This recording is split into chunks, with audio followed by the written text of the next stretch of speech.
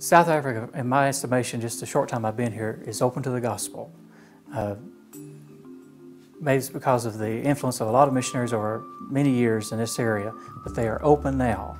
There are other parts of Africa that used to be open that are no longer open. Other groups have come in and Christianity has either left or weakened considerably. We have an opportunity here in South Africa to capitalize on this openness.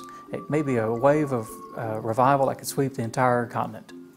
There are several opportunities for a pastor, a youth pastor with their people from their churches who, whatever they do to win people to Jesus Christ, they can come here and they'll see a great harvest. Because you're dealing with a whole society of folks, not just the minors, their families, their children. So there's a ministry at every level with age group. With whatever you do, they are very open and responsive.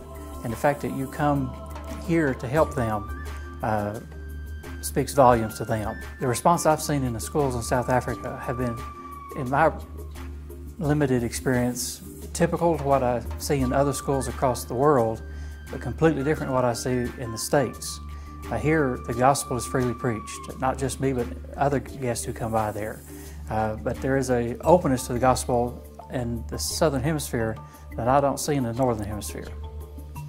If you're a pastor in North America and you're looking for a place to do a mission trip, South Africa should be near the top of your list.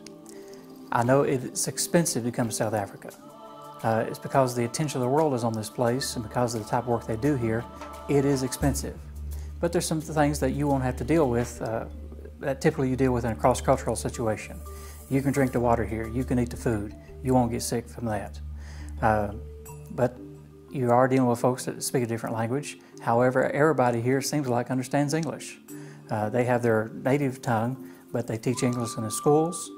It's mandatory, and so the city is westernized, but there are some challenges here. Look at the world scene today, and you'll see that the world is watching South Africa because of some of the challenges they've had. Those challenges make this a right place for harvest. You want to be a part of the harvest, come to South Africa. The type of person that takes to get involved in this ministry is someone who's committed to people, who are willing to reach out to those that no one else will reach out to. Someone who will notice the quiet person in the room. I think of Jesus when I think of that.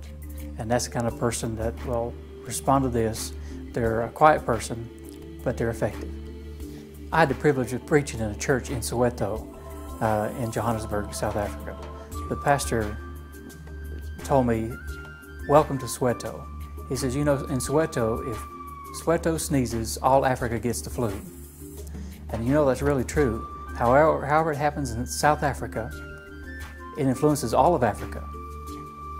And so we have an opportunity here to have an influence for Jesus Christ that will influence not just South Africa, but all of Africa, and maybe from there, the entire world. My challenge as an evangelist is to encourage people to lead people to Jesus Christ. I'm to help train the church to lead people to Christ. I see here in South Africa, they're already running with it. We have to run to catch up with them.